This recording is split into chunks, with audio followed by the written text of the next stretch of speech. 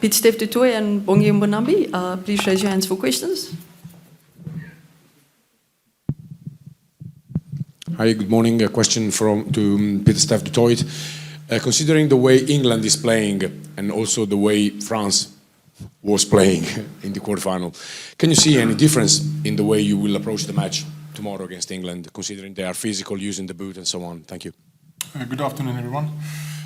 Yeah, so we do analyzing about the teams we play against this weekend. So, of course, there's a few factors we take into account as well, the weather and so on. If you look at the team, they picked quite a physical team. We read in the news as well, they're going to try and take us on at our set phases, the scrums and mauls. We've seen some stuff how they defend as well. So defend is quite a key factor for their team. So that's some stuff we take into account and we prepared for that as well.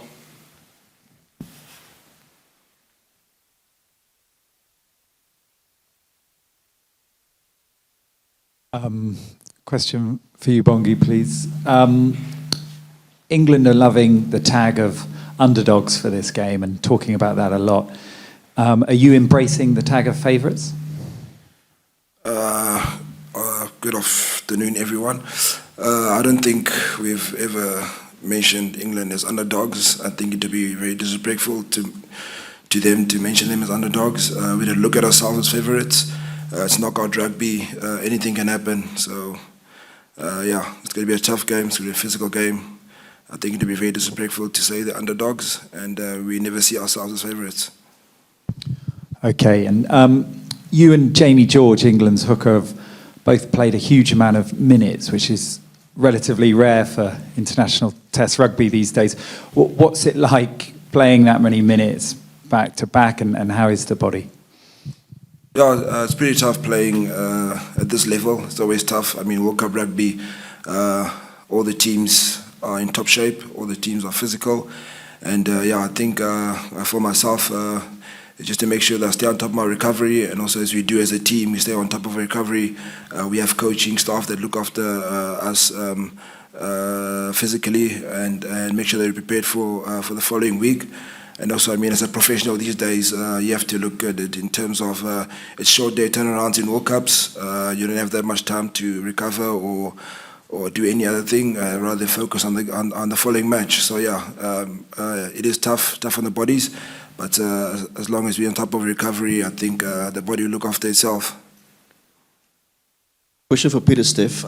Obviously, you had a stellar tournament in 2019.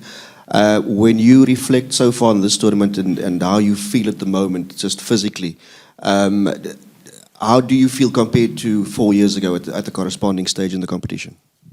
Yeah, I must say I feel quite good at the moment. Like Bongi said, now we do a lot of focus on recovery as well, and the coaches manage our loads as well. So that's something I think as a team, as a management, they did well for this tournament, looking after the players, our welfare as well. So I think at this stage we are at a good spot.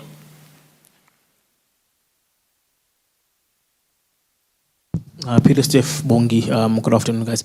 For you, Pieter-Steph, another two-pronged question. Firstly, the Proteas are playing England at pretty much in the morning until you guys actually go on and play England later on. Firstly, what's your message of support for them? And then secondly, how are you guys rallying around Kobus Renach in light of the death threats that have emerged? Yes, just to do the Proteas all the best. We're rooting for them and we support them 100% and looking forward to the game as well. On Kobus, yes, I've heard there were some threats made to him and his family. It's an unfortunate situation, but I think everything has been reported to the French authorities and they're handling it at the moment.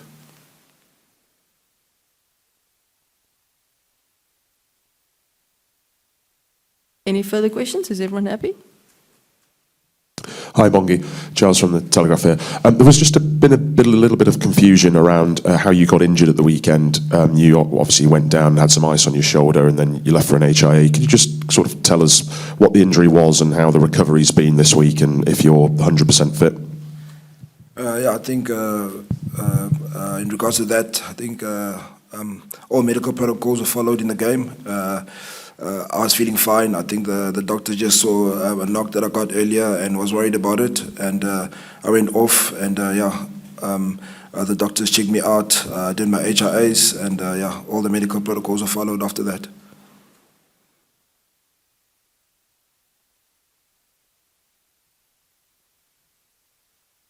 Good afternoon, gentlemen. Just a question about how you get yourselves mentally and emotionally prepared for the semi-final. We saw a massive effort from the team to get past France, and just being able to match that kind of energy, that kind of mental agility this time around, just 6 days later. Maybe if both of you can comment on that, that would be great. Yeah, it's you're playing for your country, especially South Africa. If you see all the support and the videos we get, and it's on social media, that the coaches actually showed us this morning, it's quite wonderful. So we take a lot of inspiration from that as well, and the personal messages we get. And again, it's playing in a Rugby World Cup in probably one of the best stadiums in the world, the Stade de France. So it's an unbelievable honor and a privilege. And you never know when it might be your last match for the Springboks as well. So. And especially in a Rugby World Cup, I think a lot of us will experience it again. So to get you up for this match, it's almost something that will just happen by itself if you look after that stuff. I think just to agree with Pieter-Steph, obviously as individuals we have our own different way to get ourselves mentally ready. I mean the physical part is already taken care of in the week.